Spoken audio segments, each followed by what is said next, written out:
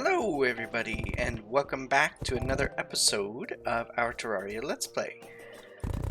This is episode 10. I thought we would do something a little bit different this episode. A lot of our stuff has been building and kind of just passive stuff, but I want to do some boss fighting. The one thing that we really have to think about when boss fighting, though, is I do not want to just wipe out all of my NPCs. So we had talked about making a coliseum at one point, and if we come over here, I have actually built kind of a coliseum.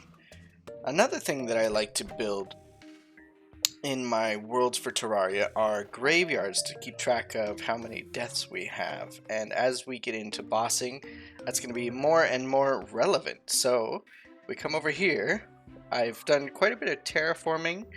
As you can probably see as we go out this way, but it says we've got a sign here. Beware, lizard folk have broken through. Do not volunteer for anything. We've got some new friends that have moved in. These are just some armor stands with the robe that you can make out of silk and a fossil helmet, but I thought it would be really cool to kind of give a storytelling kind of vibe going. We've got a kind of magical barrier here, since we're going to be doing a bunch of crazy boss fights. But we also have some of the graveyard effect, which is really nice with the mist and the desaturation of colors. So as we come in, you can see we've got more lizard folk. We have some tombstones. I did actually go out and just wipe myself out a couple times so that we could place some more down and get the effect going. But we've got these cool magic pillars. You see we've got mobs spawning here during the day, but we also have some buff items around. So we've got like an ammo box stashed here. We have a water candle to increase spawning. We have some heart lanterns that increases health regen. So that'll help with our boss fighting. We have these campfires that are kind of floating about, which also give you regen.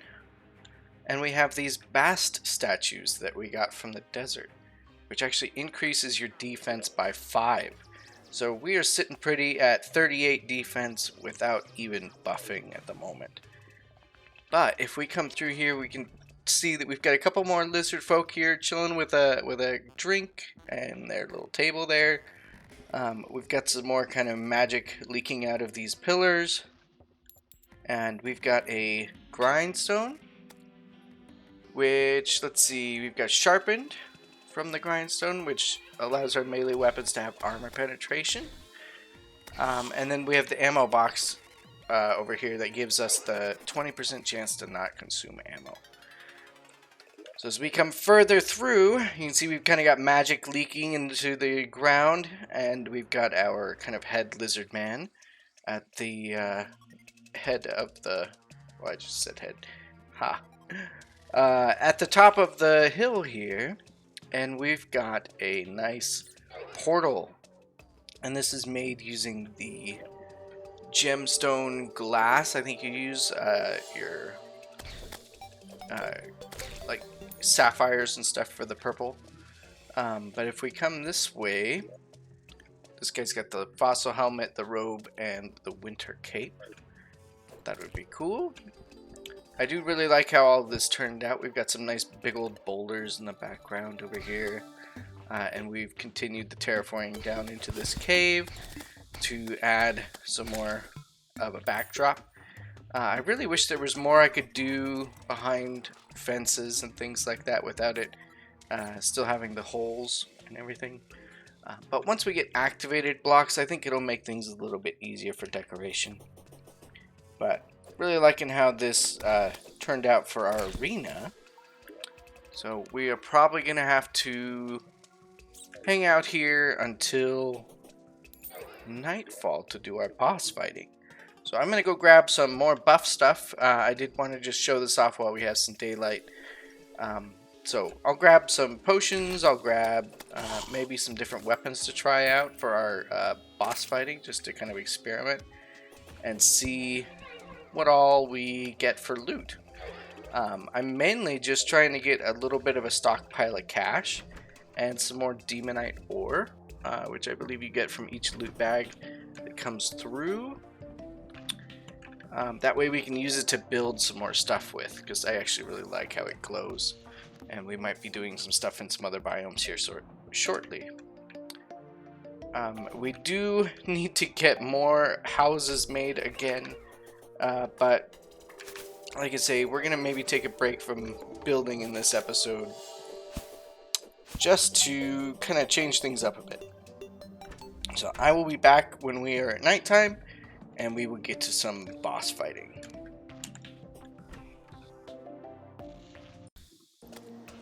Okay, we've got some potions here. We also have a couple of weapons that we're gonna try. And there are some ladybugs over here, which I'm actually gonna take advantage of. If you do not know, if you capture ladybugs, I believe you get an unseen luck buff for a short time.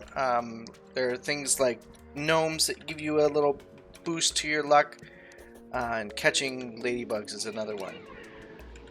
So as it's getting to be nighttime here, we can go over to our arena. Let's put our shotgun on the bar here. And I can't remember what time is nighttime for real. I think it's 7:30. But we want to get ready. We'll put our suspicious looking eye on the hotbar as well. I don't want to accidentally teleport, so we're going to take all of our teleports off the bar. And I think that covers it. So we're going to maggot zombie. Capture some maggots for fishing. Can we use our boss summon? I'll wait till 7:30. We've only got a couple minutes here. As for some other stuff that we want to do this episode, we'll see how much time we have left after we beat some of these bosses. For recording time at the very least. Oh, and look at that. A blood moon is rising too. You know what? We're going to do it.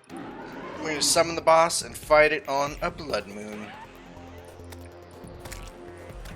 So you can actually assign a button to drink all your buffs at once, or apply all your buffs at once. For me, I've set that to B. So as you can see, we've got all of our buffs up there.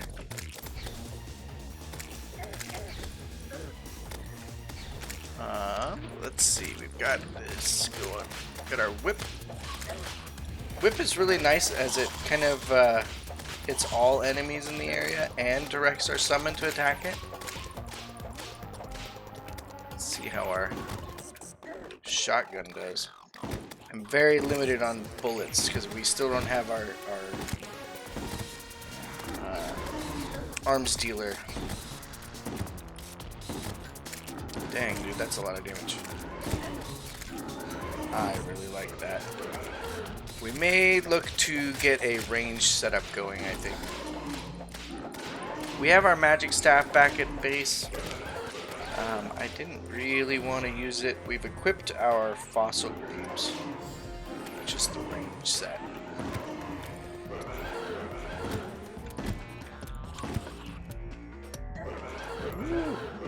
Yeah, we're definitely going to stay off the ground for all the zombies down there.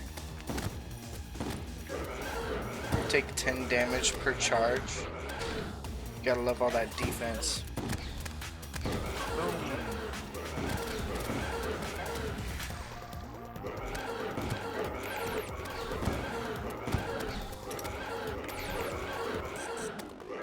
Can't even see where he is. I guess we'll go back to whip. Boom. One treasure bag. And we're just gonna go again.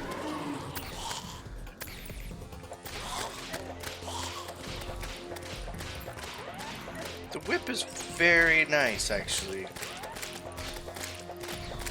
Not only does it hit multiple enemies, like all of the enemies in its attack area, I think it counts as melee for damage. So we might be able to... Oh no, it does count as summon damage. Interesting. Even though it's a melee weapon. I was gonna say we could maybe increase it with a melee armor set, but if it still counts as summon damage, oh, we got a bride down here. We would need a summoning set to increase the damage of the whip, maybe. I could be wrong, but I think that's what it means. How are we doing on ammo? We've got 74 bullets left.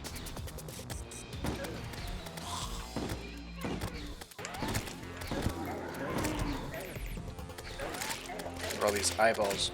Pro tip: when you're boss fighting, these eyeballs are actually your friend. As annoying as those little ones can be, they will give you health drops and mana drops if you're using magic. So definitely try and save those and just dodge them until you need a little pick-me-up.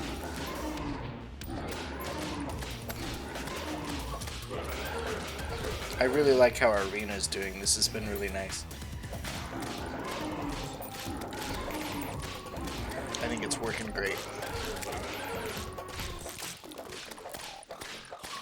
It's going to be interesting to see in like hard mode when we fight the Eater of Worlds or the twins and things like that, how it's going to work. I don't know that we'll be able to fight the twins here, as for those guys it's really good to keep moving, but the Eater of Worlds might be good,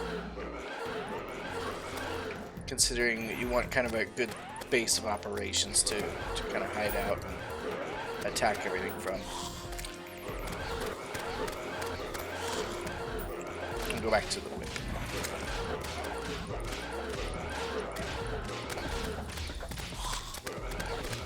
It's cool to get the color difference here too with the graveyard.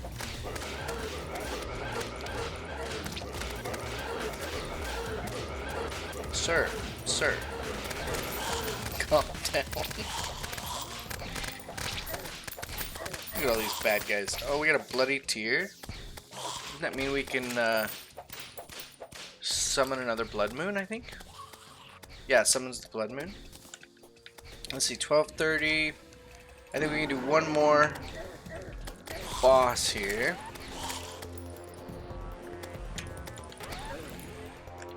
Let's use the shotgun. Whoosh.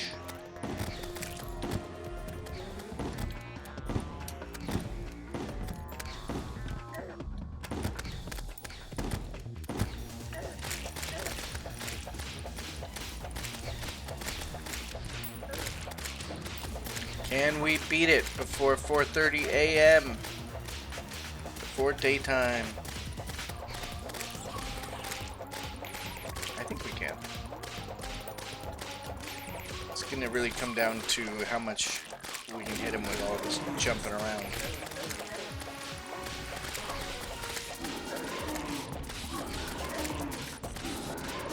Yeah, see, our summon really isn't doing much like the Abigail Ghost.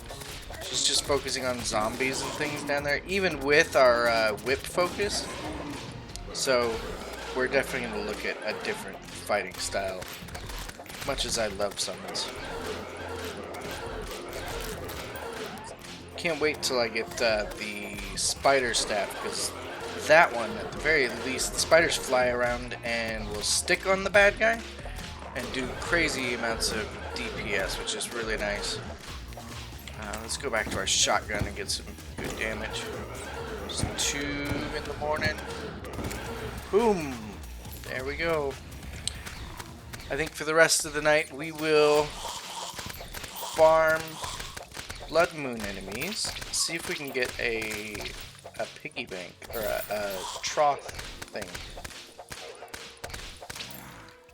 Another thing that we could do is go fishing for some blood moon enemies, but I think we will save that for our bloody tear that we got as that drop, because then we can spend like the whole day out at the beach after prepping it, because there are some really nice fishing bonuses that you get and some unique bad guys for fishing on a blood moon. Looks like we only have a couple minutes of blood moon left, so Let's see if we get lucky, guys. I like the ghosts. These guys are so funny. That is a bad guy for just a graveyard, not a blood moon. So the fact that we have the water candle here really helps out for mob spawns. I love that I can charge into a ghost. That's pretty funny.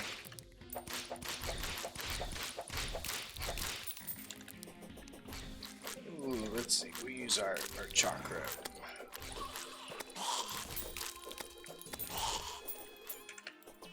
Give me bad guys.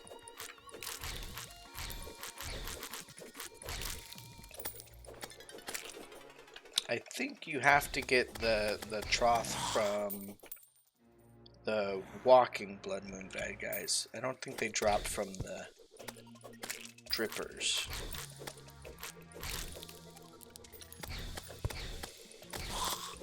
Oh, we got another zombie banner. These guys, the blood zombies. Those are the ones I want.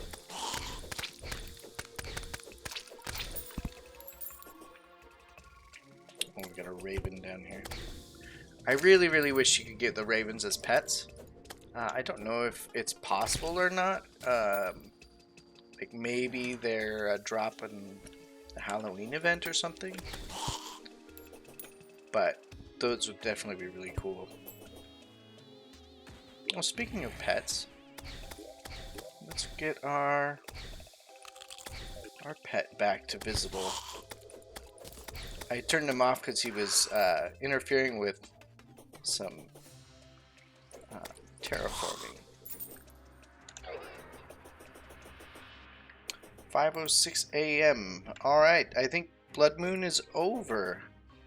And we've finished killing bosses for the night. We have 3 different treasure bags. We're going to open them up. It's nice to get corruption seeds.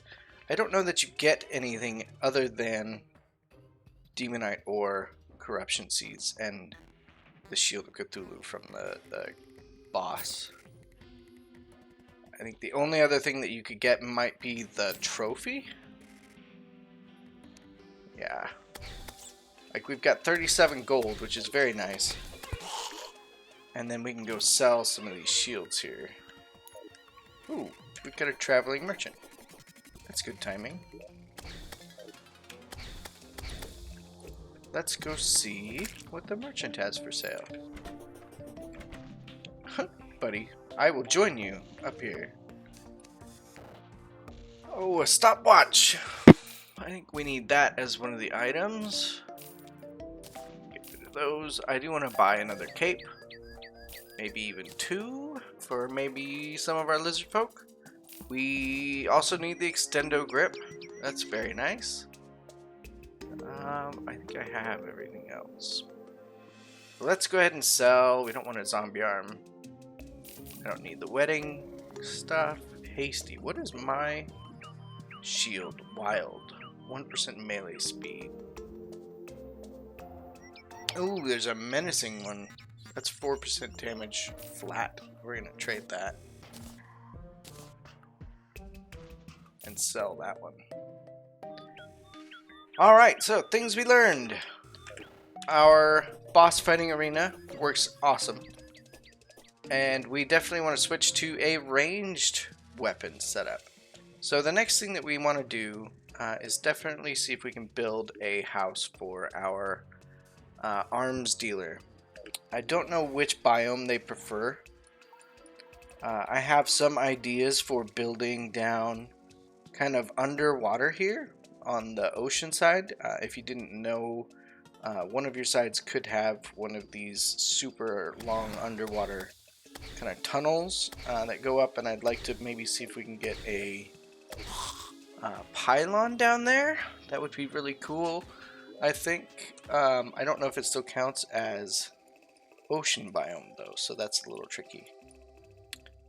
We have the jungle, we have some sky islands that we could possibly build on, and we have some of the biggest corruption I have ever seen. Like, this goes on forever. This is craziness.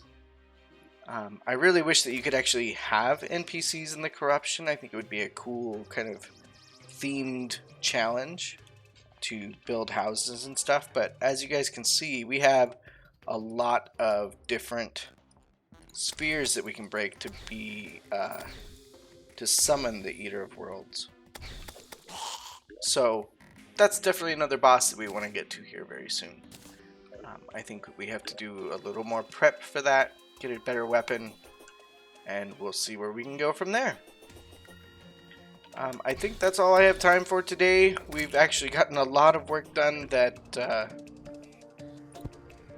wasn't actually shown on camera, but it does definitely benefit our little world here. I'm going to be spending some more time this week kind of figuring out what I want to do for these episodes.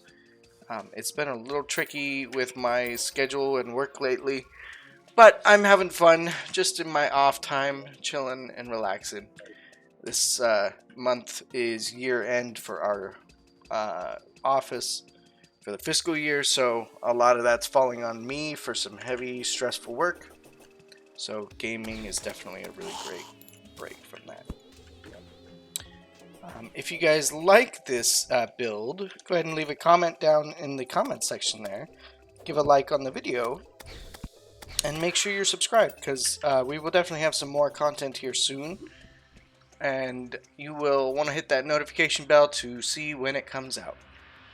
Thank you guys for watching. I know this was kind of a short episode, but like I say, we'll have some more content out soon. I will see you guys in the next one.